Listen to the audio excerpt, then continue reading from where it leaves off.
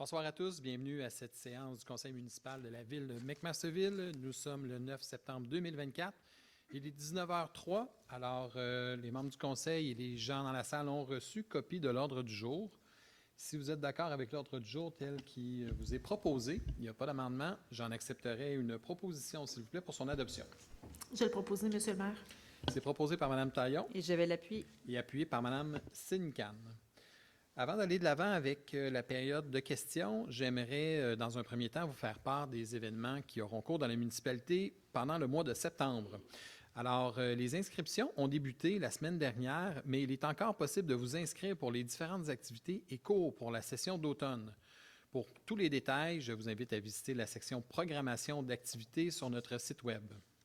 Journée Terry Fox, le samedi 14 septembre, en soirée, aura lieu un Zoom bâton à la patinoire couverte au profit de la Fondation Terry Fox.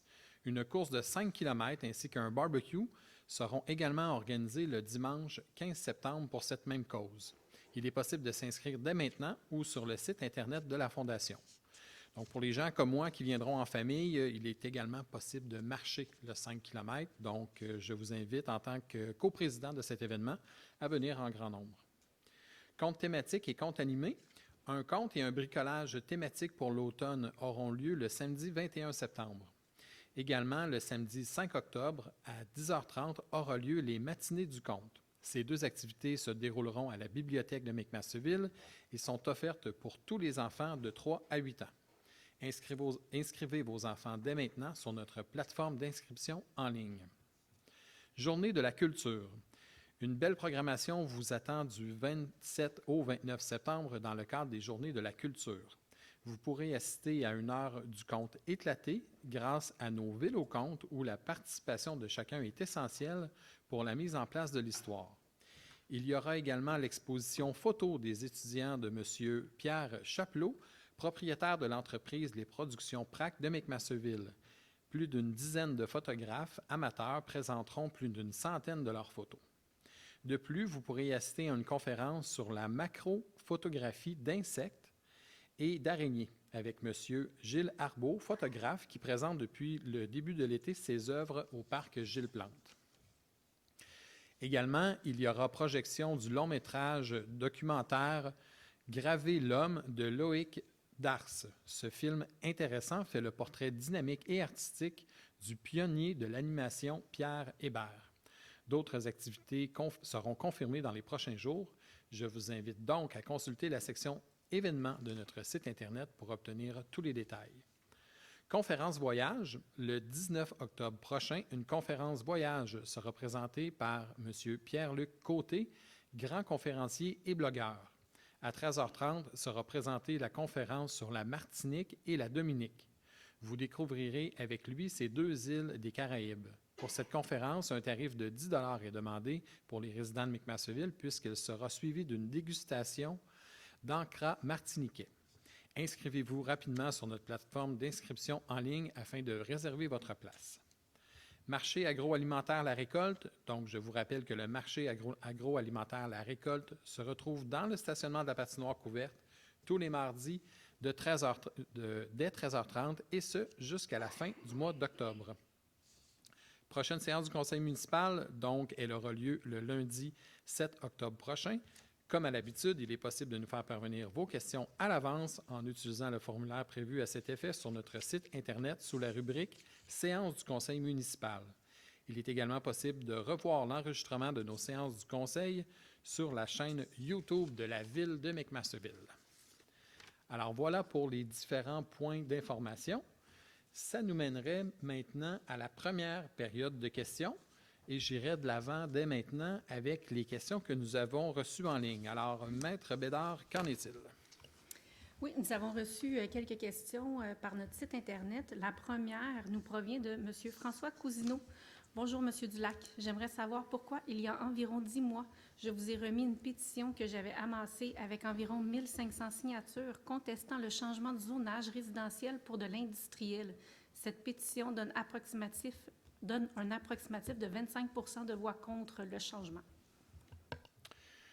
Alors, M. Cousineau, effectivement, on se rappelle que vous nous avez déposé une pétition lors d'une séance il y a plusieurs mois, effectivement. On a pris connaissance de la pétition. Donc, celle-ci provenait d'un site web. Donc, on avait seulement les noms des personnes, on n'avait pas leur adresse.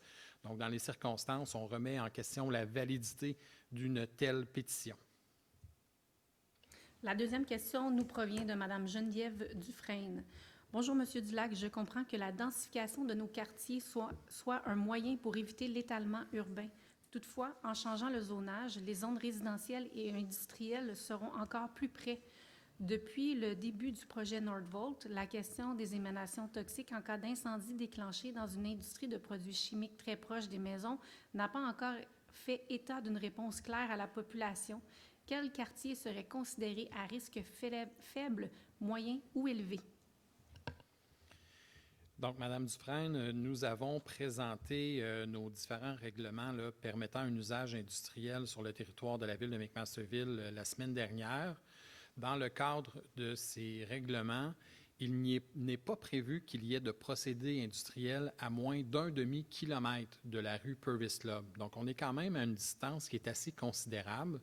Maintenant, évidemment, comme n'importe quelle industrie, ça devra être l'objet d'une mise à jour de notre plan de mesures d'urgence qui aura lieu lorsqu'on sera fixé sur l'établissement des bâtiments ainsi que la nature des procédés industriels qu'il y aura dans ces bâtiments-là. À ce moment-ci, on n'a toujours pas reçu de demande de permis de construction de la part de Nordvolt sur le territoire de McMasterville. Donc, il est prématuré de se prononcer sur ces questions-là, mais c'est certain que ça ne sera pas pris à la légère, là, autant du côté de la ville de McMasterville que de notre régie de sécurité incendie. Les 4 prochaines questions nous proviennent de M. Louis-Alexis Laperle. Bonjour. Avez-vous des nouvelles de l'étude d'impact que vous avez demandée à l'ARTM, au début d'année concernant le projet d'usine Nordvolt? Donc, l'ARTM est l'Agence métropolitaine de transport, voilà. Donc, on a interpellé cette instance-là dans le but de planifier la desserte vers le nouveau pôle d'emploi que va constituer Nordvolt. À ce moment-ci, nous n'avons pas eu de nouvelles puisqu'il est encore très tôt. Là, on n'anticipe pas qu'il y aura de travailleurs dans l'usine qui se doit d'être construite avant encore plusieurs mois, voire plusieurs années. On parle du début de la mise en opération en 2027. Donc, il n'y a pas de nouveau dans ce dossier-là, mais c'est certain qu'on va effectuer un suivi en continu avec cette agence qui a pour but là, de prévoir et planifier la desserte de transport en commun. Sa deuxième question concerne l'accès temporaire via la route 116 au site. Avez-vous des nouvelles au sujet de la mise en place de l'accès temporaire au site Nordvolt via la route 116 qui devrait déjà être en place selon l'échéancier communiqué l'an dernier lors du lancement du projet? Est-ce que cet accès est toujours d'actualité? Oui, tout à fait. L'accès est toujours d'actualité. Donc, on avait exigé qu'il y ait un accès via la route 116 et tout ça est en cours. Il faut savoir là, qu'il y a des délais dans la production des plans et devis, étant donné la complexité des travaux qui seront requis. Donc, il faut savoir qu'on va devoir passer par-dessus une infrastructure du Canadien national. Il y a également des infrastructures électriques, des infrastructures de transport de gaz. Donc, il y a une complexité dans le dossier qui a fait en sorte que celui-ci a pris davantage de temps que ce qui était prévu lors de l'échéancier initial. La bonne nouvelle est que le 12 septembre prochain, il y aura ouverture des soumissions en vue d'un octroi de contrat pour la réalisation des travaux. Donc, on peut s'attendre à avoir une infrastructure qui sera opérationnelle dans les prochaines semaines, souhaitons-le pour le mois de décembre prochain. Sa troisième question concerne le quai en béton face à l'entrée temporaire du terrain Nordvolt. J'aimerais me permettre une suggestion concernant le quai se trouvant en face de l'entrée temporaire de Nordvolt sur la route 223. Premièrement, est-ce que le 801 chemin du Richelieu est une adresse faisant partie du territoire de McMasterville? Si ce quai fait partie de McMasterville, ma suggestion serait d'en faire un accès facile et sécuritaire aux résidents de McMasterville afin de pouvoir profiter de la vue imprenable sur la rivière ainsi que sur le mont Saint-Hilaire. Ce quai pourrait devenir une halte routière piétonne ou vélo afin de prendre la mesure du panorama incroyable. Le but de cette suggestion est que la ville et ses résidents puissent s'approprier la rive et l'accès à la rivière. Donc, on est tout à fait d'accord, M. Lapperle, sur l'idée de redonner l'accès à l'eau à nos citoyens. On a fait plusieurs initiatives dans ce sens-là, d'ailleurs. Pour ce qui est du quai de béton là, qui se trouve en face du 801 chemin du Richelieu, effectivement, c'est sur le territoire de McMasterville. Il faut savoir que le quai est propriété de Northvolt. Donc, c'était l'ancien quai qui était utilisé par ICI Canada à l'époque. Donc, on souhaiterait, nous aussi, en tant que conseil municipal, éventuellement pouvoir offrir un espace de détente à nos citoyens à cet endroit-là. Donc, c'est des discussions qui devront avoir lieu avec l'entreprise Northvolt là, dans l'avenir. Sa dernière question concerne le sentier des 4 Lucioles. J'emprunte régulièrement le sentier des 4 Lucioles mis en place il y a déjà quelques mois et je constate malheureusement qu'aucun entretien n'est effectué depuis un certain temps. Les hautes herbes envahissent le sentier et les murets, en plus de l'herbe à poux qui pousse allègrement. Si on veut que les gens profitent de ce sentier, il faudrait l'entretenir davantage et plus régulièrement. Bien, on prend bonne note, M. Lapperle. Il faut savoir que c'est un sentier qui est en renaturalisation. Donc, on veut autant que possible limiter les tontes de gazon dans cet espace-là. C'est pour cette raison-là que on a implanté ce qu'on appelle un pré-fleuri dans le but de renaturaliser l'espace, pardon.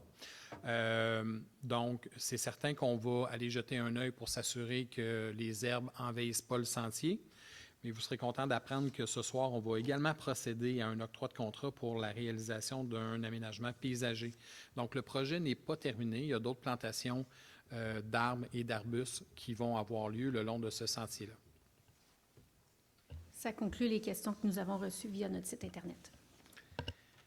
Très bien, merci, Mme Bédard. Maintenant, je passerai aux questions des gens dans la salle, s'il y en a. Donc, je vous inviterai à vous avancer au micro, s'il vous plaît, simplement vous présenter. Ça me fera plaisir de répondre à vos questions. S'il n'y a pas de questions à ce moment-ci, il y a une deuxième période de questions à la fin de l'Assemblée. Donc, je comprends qu'il n'y a pas de questions dans la salle. Alors, on va de l'avant avec le point suivant, qui est 2.1, autorisation de contribution financière pour la journée Terry Fox de la Vallée du Richelieu pour 2024. Merci, M. Lavoie. Je vais un petit peu trop vite. On va revenir à 1.3, qui est l'approbation du procès-verbal de notre dernière séance tenue le 19 août dernier. Donc, les membres du Conseil, vous en avez pris connaissance. Tout à fait. Si tout est conforme, j'accepterai une proposition. Je vais le proposer, M. le maire. C'est proposé par M. Lavoie. Et j'appuie, excusez. C'est bien M. Jean qui appuie. Très bien, j'ai reconnu votre voix. Au point suivant, donc à 2.1, il s'agit de l'autorisation pour une contribution financière dans le cadre de la journée Terry Fox de la Vallée du Richelieu. Considérant que les 14 et 15 septembre 2024, la grande fin de semaine Terry Fox de la Vallée du Richelieu organisera un Zumbathon ainsi qu'une marche course avec barbecue au profit de la recherche sur le cancer à la patinoire couverte du parc Gilles Plante. Il est résolu que le conseil municipal autorise une contribution financière de 500 $ dans le cadre de la tenue de la journée Terry Fox Vallée du Richelieu afin d'amasser des fonds pour la recherche contre le cancer. Je vais le proposer, M. le maire. C'est proposé par Mme Sincan Et je l'appuie. et appuyé par Mme Taillon. À 2.2, demande de bonification des sommes pour le programme de la taxe sur l'essence et la contribution du Québec. Considérant que le programme de la taxe sur l'essence et de la contribution du Québec TEC est le plus important programme d'aide financière pour les infrastructures municipales du Québec, considérant que le gouvernement du Canada a réduit sa contribution financière pour la TEC 2024-2028 de 338 millions de dollars par rapport à sa contribution initiale à la TEC 2019-2023, considérant que pour relever les défis climatiques et sociaux, les municipalités doivent disposer des outils financiers nécessaires. Il est résolu que le préambule fasse partie intégrante de la présente résolution, comme c'est récité au long, que le conseil municipal de la ville de McMasterville demande au gouvernement du Canada de bonifier substantiellement les sommes prévues pour la TEC 2024-2028. Je vais le proposer, M. le maire. C'est proposé par M. Pelletier Et j'appuie. et c'est appuyé par M. Jean. Donc, effectivement, c'est des sommes qui nous proviennent de paliers supérieurs de gouvernement sur lesquels l'ensemble des municipalités du Québec comptent pour des travaux d'infrastructure, que ce soit des travaux sur les infrastructures d'eau potable ou sur les infrastructures des coûts sanitaires, des travaux qui coûtent de plus en plus cher pour lesquels on reçoit moins d'argent. À 2.3, autorisation de contribution financière auprès du Centre de femmes L'Essentiel. Considérant que le Centre Femmes L'Essentiel a pour mission d'offrir aux femmes un lieu d'appartenance, un réseau d'éducation et d'action afin de promouvoir l'accès à l'autonomie et au rapport égalitaire par la prise en charge individuelle et collective, il est résolu que le Conseil municipal autorise une contribution financière de 500 $ à l'organisme Centre de Femmes L'Essentiel pour l'année 2024. Je vais le proposer. Proposé par Mme Sincan Et je vais l'appuyer. et appuyé par Mme Taillon. À 2.4, autorisation pour la grande guignolée des médias le 5 décembre 2024. Il est résolu que le Conseil municipal autorise l'organisme à but non lucratif Le Grain de sel de la vallée du Richelieu à occuper l'intersection du boulevard Laurier et sur la rue Bernard-Pilon le 5 décembre 2024 dans le cadre de la grande guignolée des médias, le tout conditionnellement à l'approbation et au respect des directives émises par le ministère des Transports et du Développement durable, ainsi qu'à la présentation d'une preuve d'assurance de l'organisme à la Ville, que la greffière ou en son absence le directeur général soient et sont autorisés à signer tout document afin de donner effet à la présente résolution. Je vais le proposer. Proposé par Mme Sincan Et je vais l'appuyer. et appuyé par Mme Taillon. À 3.1, confirmation, réalisation d'une étude d'opportunité conjointe auprès du ministère des Transports et de la Mobilité durable pour la route 223. Considérant que la route 223 appartient au ministère des Transports et de la Mobilité durable du Québec, MTMD, considérant que le MTMD souhaite réaliser une étude d'opportunité en collaboration avec la MRC de la vallée du Richelieu, ainsi qu'avec les villes de Carignan, McMasterville et Saint-Basile-le-Grand concernant la route 223. Considérant que cette étude vise notamment à assurer l'intégrité des infrastructures du MTMD sur la route 223 par l'identification d'une solution de réhabilitation majeure de la route, identifier les besoins et solutions pour des aménagements cyclables en regard des contraintes existantes, assurer la sécurité de tous les usagers en respect des normes ministérielles sur le réseau, assurer le maintien de la fonctionnalité de la route, tenir compte des projets de développement et besoins municipaux. Considérant que la Ville de McMasterville souhaite obtenir des informations supplémentaires sur les coûts et échéanciers de cette étude, considérant que la Ville participera par l'entremise d'un comité technique de la route 223 à la réflexion de chacune des étapes, il est résolu que le préambule fasse partie intégrante de la présente résolution comme c'est resté au long, de confirmer la volonté de la Ville de McMasterville de voir la mise en œuvre et la réalisation du projet de mise aux normes de la route 223 dans un délai qui tient compte de l'urgence des travaux à entreprendre, que la Ville de McMasterville confirme sa volonté de signer une entente de collaboration avec le MTMD, les villes de Carignan, Saint-Basile ainsi qu'avec la MRC de la vallée du Richelieu pour la réalisation d'une étude d'opportunité concernant la route 223 afin de déterminer les termes et conditions de notamment les coûts afférents à la dite étude, de demander au MTMD la mise en place d'un bureau de projet sous l'égide d'un comité de gouvernance composé des partenaires mentionnés dans la présente résolution pour le projet de la route 223. Je propose. Proposé par M. Jean Et je l'appuie. et c'est appuyé par M. Lavoie. Donc, cette résolution-là s'inscrit encore une fois dans la volonté du Conseil municipal de voir des travaux de réfection complets sur la route 223, y incluant l'ajout d'un lien de mobilité active. À 3.2, autorisation au dépôt d'une demande d'aide à la voirie locale. Considérant que le programme d'aide à la voirie locale vise à assister les municipalités dans la planification, l'amélioration et le maintien des infrastructures du réseau routier local et municipal dont elles ont la responsabilité.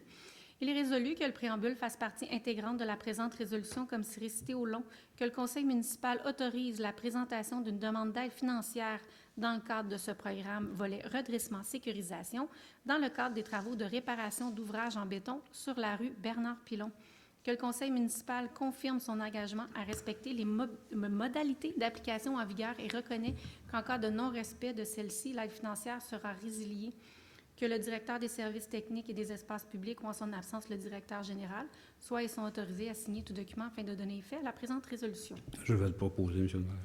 C'est proposé par M. Pelletier Je l'appuie. et appuyé par M. Lavoie. À 4.1, il s'agit de l'acceptation des comptes à payer et des déboursés. Il est résolu que le conseil municipal approuve la liste des comptes à payer, déboursés et prélèvements portant le numéro STF 2024-34 en date du 9 septembre 2024 pour un montant total de 871 050 et 51 sous et autorise l'émission des paiements. Je le propose, Monsieur le maire. Proposé par M. Lavoie Et j'appuie. et appuyé par M. Jean. À 4.2, acceptation du dépôt de la liste des ajustements budgétaires comprenant les appropriations. Il est résolu que le conseil municipal accepte le dépôt de la liste des ajustements budgétaires comprenant les appropriations de l'excédent de fonctionnement affecté comptabilisé durant la période du 13 août au 5 septembre 2024 portant le numéro STF 2024-35. Je propose. Proposé par M. Jean, Et je l'appuie. appuyé par M. Lavoie.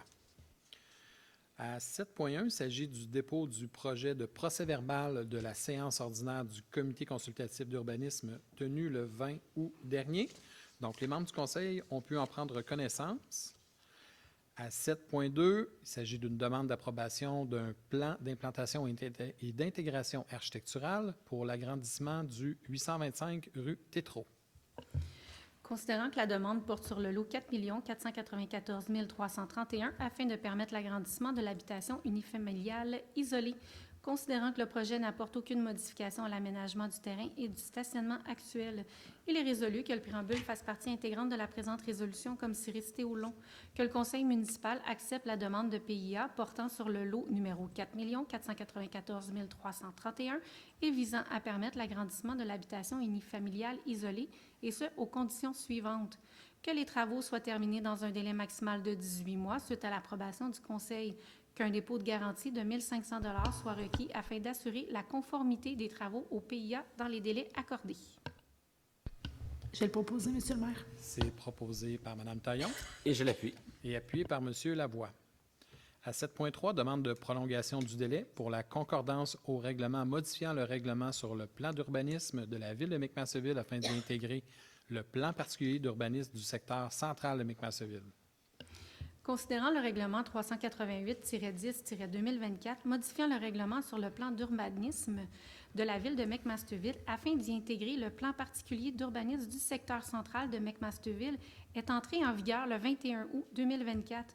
Considérant qu'en vertu de la loi sur l'aménagement et l'urbanisme, la Ville a un délai de 90 jours suite à l'entrée en vigueur d'un règlement modifiant le plan d'urbanisme pour adopter tout règlement de concordance nécessaire pour assurer la conformité au plan modifié de tout règlement qui n'y est pas réputé conforme en vertu de l'article 110.9 de la LAU.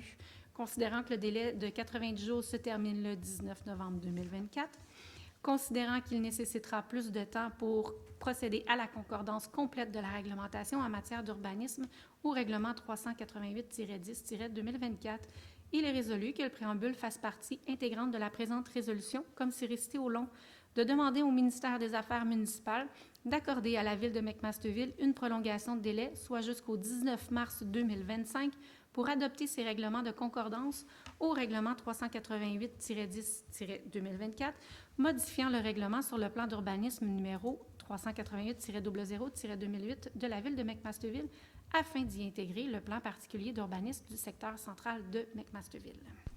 Je vais le proposer, Monsieur le maire. C'est proposé par Mme Taillon Et j'appuie. et appuyé par M. Jean. À 8.1, il s'agit de l'acceptation du dépôt de la liste d'embauche des employés contractuels, temporaires ou remplaçants. Il est résolu d'accepter la liste d'embauche des employés contractuels, temporaires ou remplaçants portant le numéro STF-2024-36. Je le propose, Monsieur le maire. Proposé par M. Lavoie Et je l'appuie. et c'est appuyé par Mme Sincan. À 9.1, autorisation pour un octroi de contrat pour la réalisation de l'aménagement paysager au sentier des 4 Lucioles.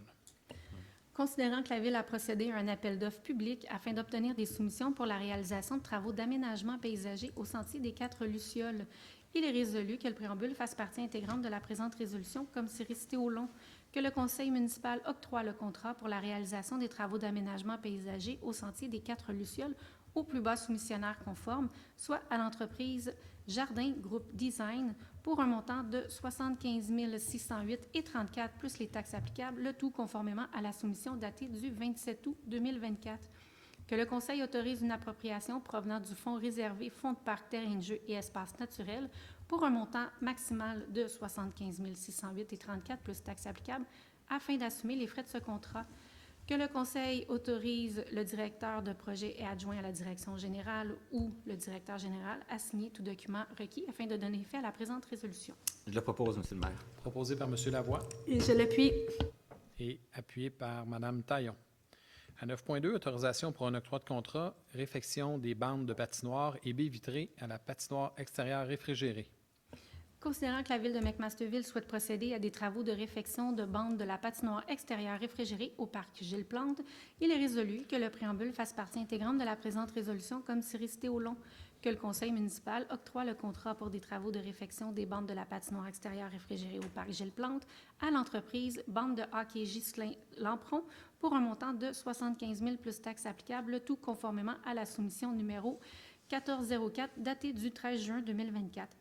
Que le Conseil municipal autorise une appropriation provenant de l'excédent de fonctionnement non affecté pour un montant maximal de 104 500 $ plus les taxes applicables afin de pourvoir aux dépenses reliées à l'ensemble des travaux de réfection des bandes de la patinoire extérieure ainsi que pour l'acquisition d'un inventaire de baies vitrées. Que le directeur de projet et adjoint à la direction générale ou en son absence le directeur général soient et sont autorisés à signer tout document afin de donner effet à la présente résolution. Je vais le proposer, Monsieur le maire. C'est proposé par Mme Sincan Et je l'appuie. et appuyé par M. Lavoie. Alors, ça nous amène à la correspondance générale dont les membres du Conseil ont pu prendre connaissance. Et à 12.2, il s'agit de la deuxième période de questions. Alors, si vous avez manqué votre chance en début d'assemblée lors de la première période, c'est le moment ou jamais de vous reprendre. Alors, je vous rappelle les consignes. Je vous invite à vous avancer à l'avant, vous présenter et ne pas oublier d'activer le micro à l'aide du bouton. Beauchesne Pierre, Bonsoir. la rue Beauvoir. Bonsoir, chers conseils et chers administrateurs hors pair. Je veux un petit éclaircissement. Il y a un monsieur tantôt qui parle par la première période de questions, le monsieur qui a demandé à propos de l'aménagement des 4 lucioles du sentier. Tu lui as répondu que c'est un aménagement régénératif comme naturel. Puis, ici, dans 9.1, tu as un octroi de 75 000 $. C'est-tu naturel? C'est ça qui est naturel, 75 000 $? Parce que j'en planterais chez nous aussi, moi. Je vais vous expliquer ça. Dans le fond, le contrat qui est octroyé ce soir a pour but de créer des écrans de végétaux avec les résidences qui sont voisines du sentier. Donc, c'est des demandes qu'on a eues des citoyens de l'endroit là, suite à l'implantation du sentier, dans le but de préserver au maximum leur intimité.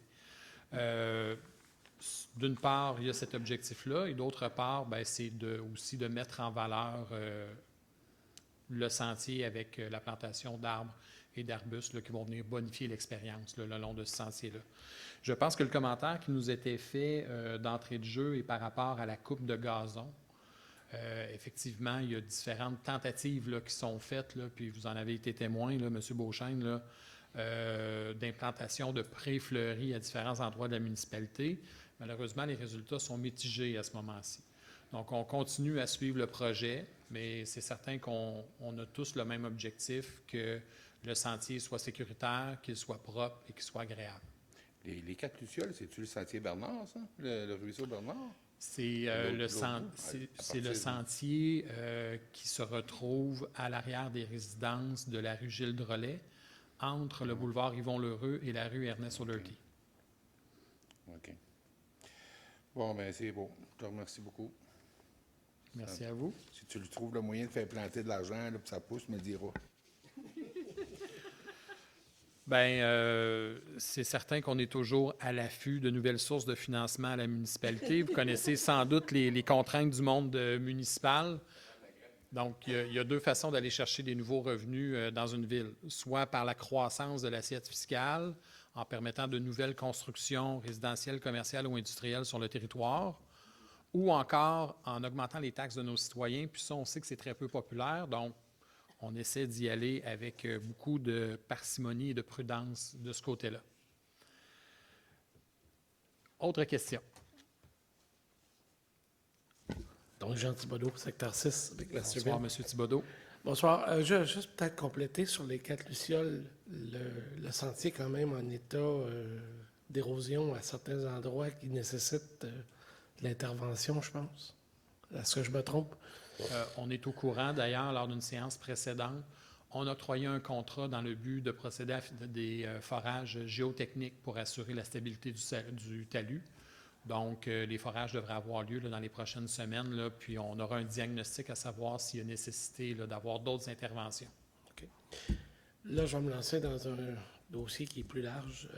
Vendredi dernier, à Radio-Canada, il y avait un reportage sur 9 municipalités de la CMM qui ont fait la demande de soit être exclues de la CSN, quel lapsus, de la CMM, ou d'obtenir les services de transport collectif auxquels ils auraient droit, puisqu'il y a une taxe qui est perçue sur l'immatriculation pour le transport collectif.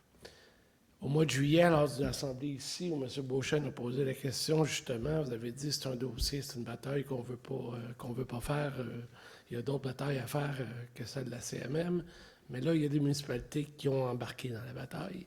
Puis je pense qu'il ne faut pas être spectateur de la bataille, parce que si d'après certains maires, certains députés seraient favorables à leur démarche. Alors, s'ils sont exclus de la CMM, vous comprendrez qu'ils vont venir nous retaxer encore plus sur l'immatriculation. La loi de la CMM prévoit qu'ils ont un pouvoir illimité de taxation sur l'immatriculation. Et si il est autorisé, si on veut, d'établir le transport collectif là-bas, il y aura des coûts. Je ne parlerai pas de la compétence de la CMM en matière de mobilité. Quant à moi, ils sont totalement incompétents. Et la seule façon qu'ils vont trouver de le faire, c'est encore de dire, on va augmenter encore la taxe sur l'immatriculation pour pouvoir offrir un service inefficace aux 9 municipalités ou villes en question. Je pense qu'on arrive à un point où la loi de la CMM, elle aura besoin, au niveau du gouvernement québécois, d'être revue en profondeur, parce que les réalités ont changé. Et là, je vous demanderais respectueusement de ne pas être spectateur dans ce dossier-là. Je pense que McMasterville, on doit s'impliquer. On est taxé là-dessus pour des services qui, selon moi, ne sont pas à la hauteur. Je remets carrément en doute la compétence des gens de la CMM en matière de mobilité. En plus, on va avoir une super agence de transport qui va se rajouter à ça, qui vont sûrement nous amener des coûts additionnels. À un moment donné, je pense qu'il faut arrêter de rajouter des paliers. On le vit avec la MRC pour la gestion du territoire avec la CMM. On met des paliers, des paliers, des paliers. Tout ce qu'on fait, finalement, c'est qu'on paye des réunions, des lunchs, puis des voyages, puis on n'en a pas pour notre argent. Donc, je demande à la Ville de ne pas être spectateur dans le dossier des 9 municipalités qui demandent soit l'exclusion de la CMM ou l'ajout de transport collectif, parce que, indirectement, la facture va nous revenir. Voilà. Bien, merci, M. Thibodeau. Oui, je vais suivre ça avec beaucoup d'attention et d'intérêt, c'est certain. Du côté de McMasterville, puis vous le comprenez bien, là, on n'est pas dans la même situation que ces 9 municipalités-là qui, effectivement, paient une quote-part auprès de la RTM, là, qui est l'agence là, qui s'occupe de la planification du transport en commun, et qui n'ont pas de service. Donc, chez nous, à tout de moins, on a une desserte de transport collectif, mais c'est un enjeu de société, la question du transport collectif. Puis, jusqu'à maintenant, je constate, tout comme vous, qu'il semble y avoir beaucoup d'inefficacité dans le système, puis qu'il faut revoir le modèle. Ça, c'est certain. Y a-t-il d'autres questions? En complément. Je tiens quand même à rappeler ce que j'ai mentionné tout à l'heure, c'est-à-dire 2 éléments. La CMM a un pouvoir de taxation illimité, ce qui est assez étonnant d'un organisme. Normalement, pour moi, la taxation, ça appartient au fédéral, provincial, municipal. Ça ne devrait pas appartenir à des organismes de gens qui ne sont pas élus directement par la population. Je dis bien directement par la population. Donc ça, c'est un premier point. Le deuxième point, c'est que je ne vois plus l'utilité de la CMM, sérieusement, avec l'avènement d'une super agence de transport. Hein. Madame Guibault veut avoir son agence comme M. Dubé. Elle va avoir son agence, sa méga agence de mobilité. Je ne vois plus la nécessité de la CMM. De même que je ne la vois même pas en gestion du territoire, puisque la MRC, c'est le rôle de la MRC de faire la gestion d'aménagement du territoire. Donc, je rajoute ces éléments-là. Pour moi, il n'y a plus aucune raison d'avoir la CMM, mais c'est une bataille qui ne sera pas gagnée. Donc, il faut qu'il y ait vraiment une refonte majeure de la loi. Il faut être un acteur là-dessus. Bien, effectivement, vous avez raison. Là, c'est une loi de l'Assemblée nationale là, qui permet de constituer la communauté métropolitaine de Montréal. Donc, c'est vraiment du côté de Québec que ces enjeux-là doivent être discutés. Mais on aura certainement des discussions intéressantes avec notre député là-dessus.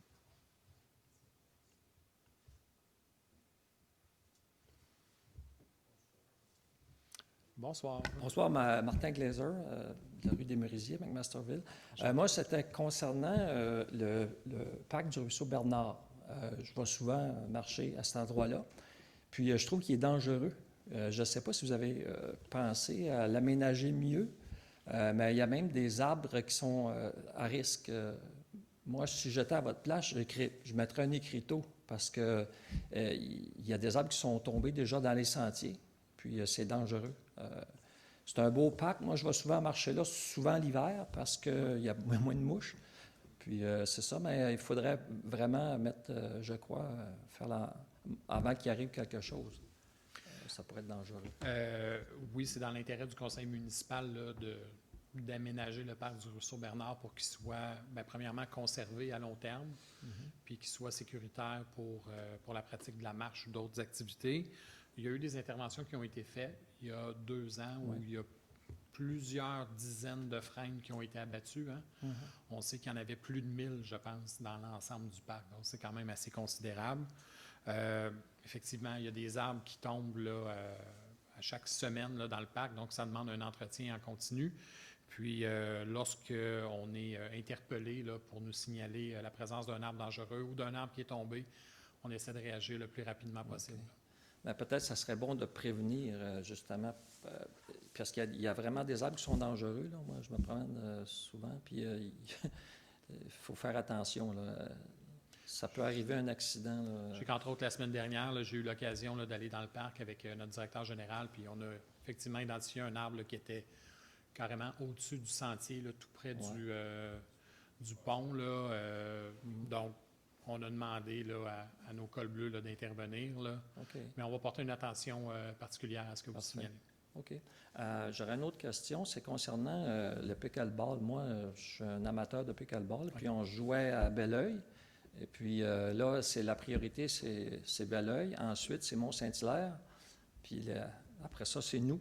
On est allé pour s'inscrire il y a 3 jours, puis il n'y a plus de place. Là. On est sur une liste d'attente. Puis bon, je me demande pourquoi McMasterville offre pas ce service-là aux citoyens. Je sais qu'il y a eu des lignes de fait ici là, à l'école primaire. Là. Exact. Mais le terrain, c'est en pente. C'est pas l'idéal. Là. Je suis allé voir, puis le terrain de tennis, habituellement, ça se fait sur les terrains de tennis. Ça prend juste quelques lignes. Je sais qu'il faudrait enlever les filets, mettre d'autres filets. En tout cas, je ne sais pas si vous avez pensé à faire quelque chose à ce sujet-là. Bien, pouvez-vous me préciser, vous parlez de quelle ligue là, du côté de Belleuil et Mont-Saint-Hilaire? C'est une ligue qui se joue au bureau municipal. Là, où est-ce qu'ils sont la rue... Donc, c'est organisé par la ville de Belleuil. Je ne suis pas certain que c'est organisé par la ville. Il y a un monsieur qui est responsable.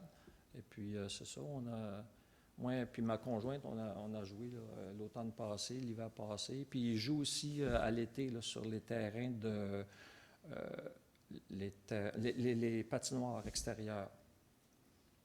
Il s'agit juste d'avoir un filet, tu mets le filet, puis OK. Donc, je prends note de ce que vous me dites là, par rapport aux terrains là, qui ont été tracés dans la cour d'école.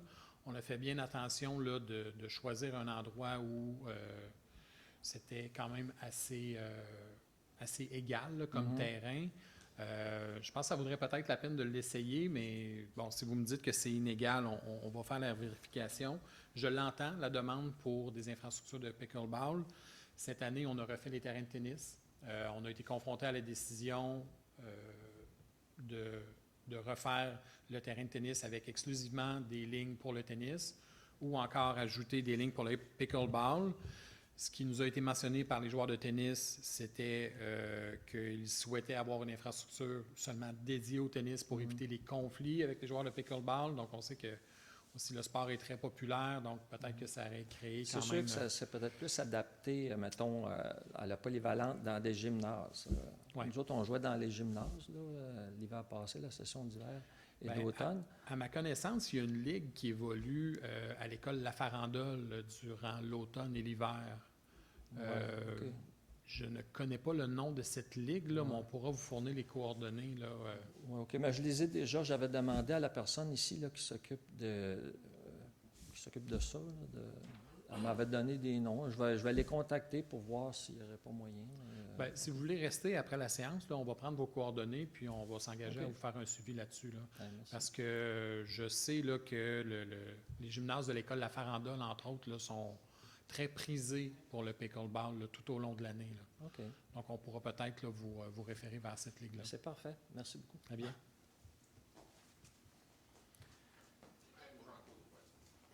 Je m'en souviens plus.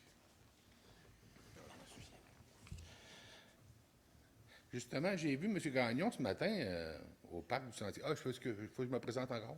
On se rappelle de vous, M. Oui, Beauchamp. je sais. J'ai vu M. Gagnon ce matin au parc Rousseau-Bernard. Y a-tu été établi un endroit pour mettre une poubelle ou de métal? Oui. Puis un écriteau danger, maladie de Lyme ou les tiques qui mordent le monde là-bas. Hein? On a déjà eu ce genre de panneau-là Il y en dans a une le l'autre parc. bord. Là. Sur, Ouais. sur Constable. Il y a des avertissements sur Constable, mais pas sur Bernard. Moi, je trouve qu'ils sont plus gros, les tiques, sur Bernard. C'est juste une idée que je me fais. Ah, c'est beau. Prends bonne note, M. Beauchamp. Comment c'est...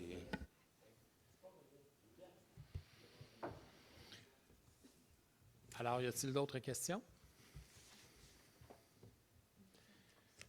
Donc, je comprends que s'il n'y a pas d'autres questions dans la salle, nous pourrions procéder à la levée de l'Assemblée, mais d'abord, j'aurais besoin d'une proposition. Je vais le proposer, Monsieur le maire. C'est proposé par Mme Sincan Et je vais l'appuyer. et c'est appuyé par Mme Taillon. Alors, je vous remercie d'avoir été présent à cette séance du Conseil. Je vous rappelle que notre prochaine Assemblée aura lieu le 7 octobre prochain. D'ici là, je vous invite à être prudent et je vous souhaite une excellente fin de soirée. Merci.